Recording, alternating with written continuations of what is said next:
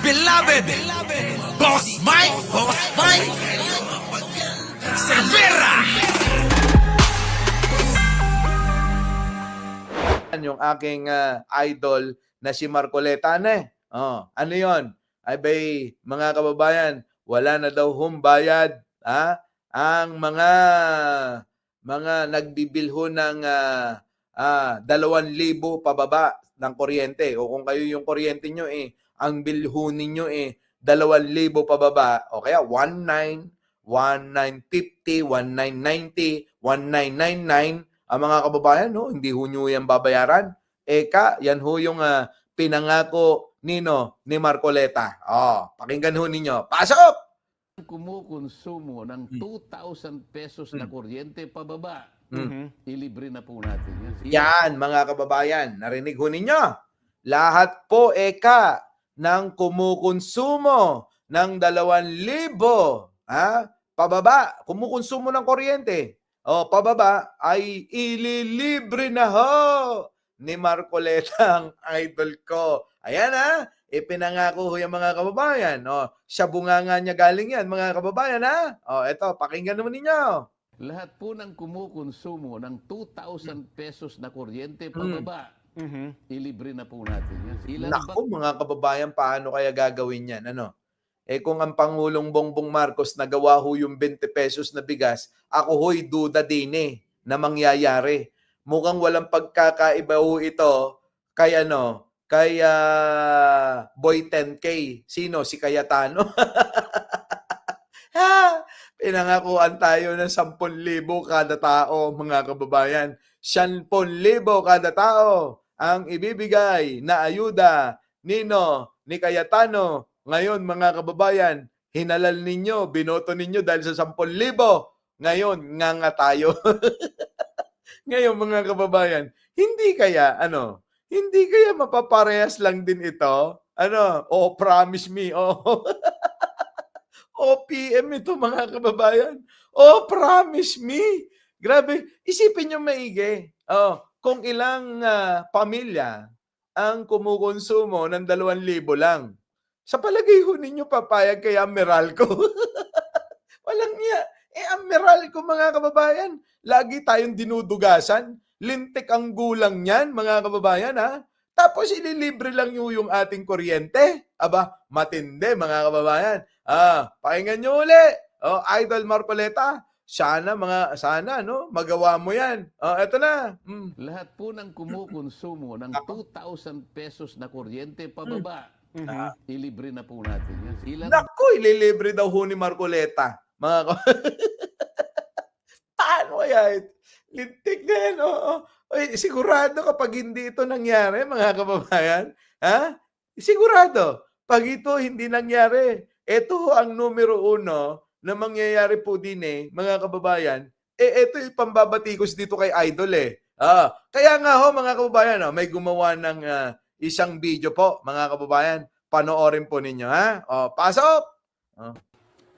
Ano po yun? Ma'am, bali sa Meralco po, ito po yung bills niyo for this month, ma'am. And kailangan niyo na pong magbayad pala, ma'am, para iwas putol po tayo, ma'am. Yan. Kuya, wala pa naman po palang 2K to wala pang 2K. Opo, Sa inyo na po ulit. bakit, ma'am? Sabi kasi ni Marcoleta, pag walang 2K, libre na daw. Ay, hindi ko namin inaanin, ma'am, kasi sa Meralco po kami. Hindi. Singilin mo yan kay Marcoleta. Sige na. Tayo dyan, ma'am. Kamatayan man tayo, di ko babayaran yan. Doon pong kumukonsumo ng kuryente 2,000 isang buwan pababa. Pwede na po nating ilibre yun.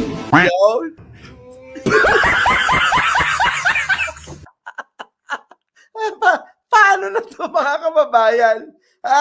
Mukhang maraming nabudol si Idol. Naniwala sila. Yung 2,000 daw na bill nyo. Pababa, mga kababayan, hindi nyo daw babayaran. Ito na. Ito na, mga kababayan. Meron na hong eto na ho yung patunay, mga kababayan, na meron na hong nagbenepisyo. Ayaw bayaran Ayaw bayaran, mga kababayan. Isa pa nga, panoorin nyo po nga isang beses. Isang beses pa, Panoorin nyo mga kababayan. Oh. Aray, Ano po yun? Ma'am, bali sa Meralco po, ito po yung bills niyo for this month, ma'am. And kailangan niyo na pong magbayad pala, ma'am, para ano po, iwas putol po tayo, ma'am. Kuya, wala pa naman po palang 2K to eh. Ha? Ano? Wala pang 2K. Opo, Send nyo na po ulit. bakit, ma'am? Sabi kasi ni Marcoleta, pag walang 2K, libre na daw. Ay, hindi ko namin inaanin, ma'am, kasi sa Meralco kami. Hindi. Singilin mo yan kay Marcoleta. Ha? Sige na. Tayo dyan, ma'am. Kamatayan man tayo, di ko babayaran yan. Doon po kumukonsumo ng kuryente 2,000 isang buwan pababa. Pwede na po nating ilibre yun.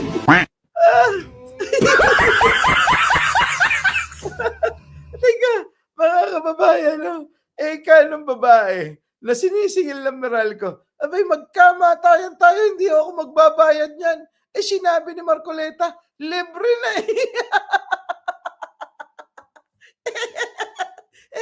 Paano nga naman ito, mga kababayan, ano? Magkakamatayan daw, idol. Idol, sana mapanood mo, are. Idol, ano to? Paano na, are? Itong mga kababayan natin ay hinahanap na agad-agaran, yung 2,000 pababa, ay libre na. Alagya, putik na yan, mga kababayan. Huy, hindi pa nakakaupo si Marcoleta. Pero abangan natin kung magkakatotoo, no? Mga kababayan. Magkakatotoo kaya, mga kababayan ko? Kasi kayo, yung opinion po ninyo, magkakatotoo kaya yan, mga kababayan?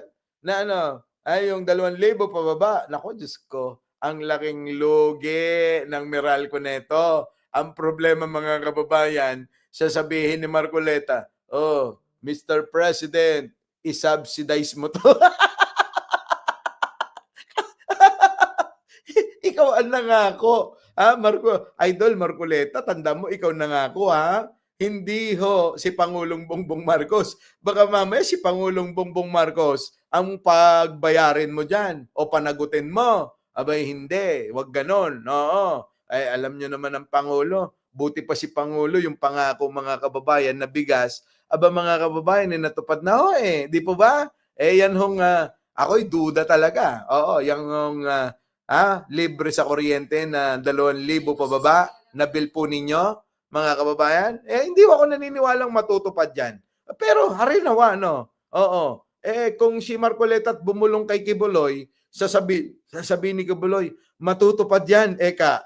Di sige, di matupad, ano? Pero ako, hanggat hindi ho nakikita at nangyayari, hindi ho ako naniniwala dyan. Yan po ay isang malaking budol, mga kababayan. Maniwala kayo. Eto na. Pasok. Eto, tingnan nyo. Buti pa ito. Good news, mga kababayan. Ano? Pasok. Yan. Pagkakataon natin sa media para tikman natin kung ano nga Ulit. Ito ang kalidad ng 20 pesos na bigas.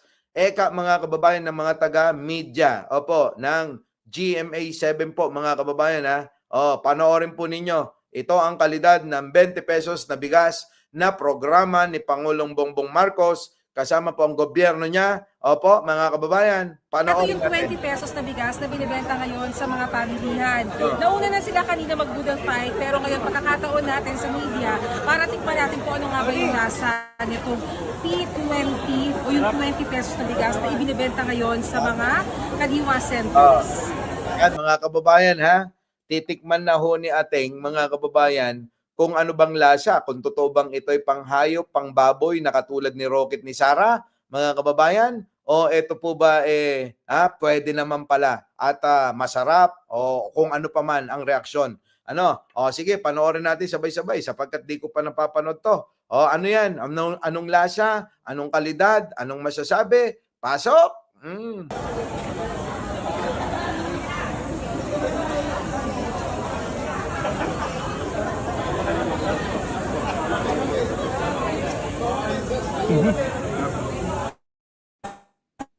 Yung lasa ating, yung lasa. Abay, subo ka na subo Anong lasa niyan? Wala Umubo na ho na sumubo hindi na ho nakapagsalita Oh. Ngumuya na ho nang ngumuya, mga kababayan. Ano? Hindi na ho nakapagsalita. Oh, ano? Oh. Oh. Wala eh. Oh, wala. Puno yung bunganga, mga kababayan. Oh. Lambot siya. Lambot. Kung sa sense of sight, maputi. Hindi nga lang yung sobrang puti, kagaya ng mga premium rice. Pero Hindi daw maputi, hindi naman mahalaga ho yung mga kababayan eh. Eh sa probinsya ho, mas masarap ho yung medyo, ano po, hindi kaputian, ano? Oh, tuloy. okay yung quality niya. Malambot kainin. Walang kakaibang lasa, walang kakaibang amoy. And abot kaya ng mga mamimili. So mga kababayan, napakaliwanag ho ng sinabi. Masarap po siya, malambot siya, mabango siya, walang amoy. Yan po ba yung pagkain ho ng baboy, mga kababayan, tulad ng sinasabi ni Buday? Mga kababayan, paano yun? Di salungat na agad dun sa mga paratang ni Buday na hindi daw ho magkakain ng tao yan sapagkat yan daw ho ay panghayop, mga kababayan, pangbaboy, ganun, tulad niya, mga kababayan, ano? Kita nyo, ayan, mga kababayan, paano na ito? Napakaganda ng 20 pesos na bigas, abot kayat, napakasarap. Sabi nga nung kapitbahay namin, mga kababayan, nakabili siya eh. Abay, hindi na ho nawalalayo sa dati niyang binibili na tag 50-60 pesos. Ngayon ho, mga kababayan, dahil sa subsidiya ng gobyerno, nagawa itong proyekto na ito para maitulong sa sambayan ng Pilipino. Napakagandang balita nito. So ngayon, pahiya si Buday, ano? Buday, ano na? Pahiyang-pahiya ka, no? Yung bago meal na bigas, masarap yun. Syempre. Pahiya ho rito na malala si Buday. Di po ba? Pahiyang-pahiya ho talaga yan. Sa bagay, mga kababayan, wala na hong pakiramdam yung pagmumukha nun eh. Sino? Si Buday, makapal na hong mukha nun, malapad pa eh. Ano pa hong aasahan nyo sa kanya? Wala na ho. Kahit na anong sabihin yan na kalokohan at kahit mapahiya ho yan, minuminuto, hindi na ho tatalab kay Buday. Oo. Bakit ho? Bakit pa ho tatalab? Makapal nga ho pagmumukha't malapad, pati. Si Aling Buday talaga. Sige, tuloy natin to.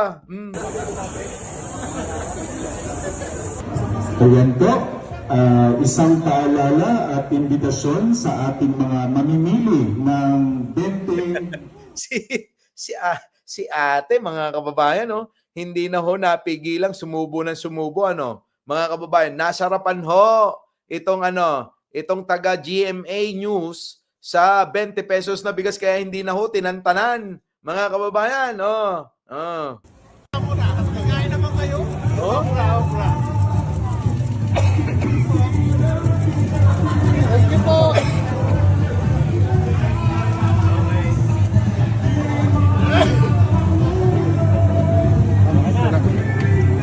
Grabe, no, mga kababayan, nilantakan noon ng mga taga-media. Ano po? Nilantakan noon ng taga-media, are.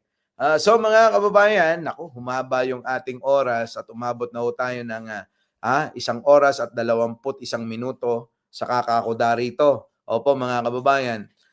Muli, mga kababayan, hanggang dito na lang at bibitinin ko uli kayo. Dahil itong aking kasama ay gutom na ho. Nagutom po dito sa 20 pesos na bigas ni Pangulong Bongbong Marcos. Alam niyo po ba, dito sa Italy, mga kababayan, napakahirap po humanap ng kanin, ano po? Kaya nakakagutom, nakakamiss ang kanin, mga kababayan. Dahil po dito sa mga hotel namin, ang sinaserve po nila, mga kababayan, hotdog, bacon, itlog, tinapay, wala hong kanin. Ganito ho rito. Bibihira po yung nag-serve po ng kanin. Pero kung kayo lalabas, meron ho dyan yung mga biryani. Sarap ng biryani, no? Yan, pasta. Puro ganyan ho yung pagkain dito. Kaya nakakasuya. Sabi ko nga, pag-uwi ko, mga kababayan, didiretso ko kay kay Mang Tony's. At saka sa magpapaluto ko diyan ng listang adobo, at ng sinigang, at ng tinola. Naku, paborito ho natin yan. So mga kababayan, sa mga hindi pa ho nakakapag-like, share, and subscribe, huwag nyo na hong patatagalin yan. Opo, ha? At syempre, lagi ko rin sinasabi na syempre, opo, ako po ang inyong lingkod, Mike Cervera po, lagi nagsasabing mahalin natin ang ating kapwa, ipagdasal po natin lagi ang ating bansa.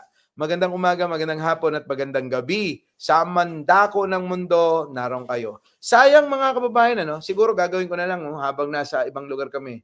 Gagawa tayo ng topic. Tapos gagawan ko ng reaction habang namamasyal tayo, no? Ganun na lang para kahit na alanganing oras kasi magkaiba ho yung oras natin. Diyan po at dito, mga kababayan. Dito ho'y umaga, alas 6 ng umaga, alas 6:30 ng umaga. Diyan po magtatanghali na, magkalayo, mga kababayan. Kaya ang hirap po para sa akin para mag-adjust. Gumigising pa ho ako ng madaling araw para makapaggawa tayo ng content. So, hanggang dito na lang po, mga kababayan. Isang like, isang share, at isang subscribe. Maraming salamat po. Our beloved Boss Mike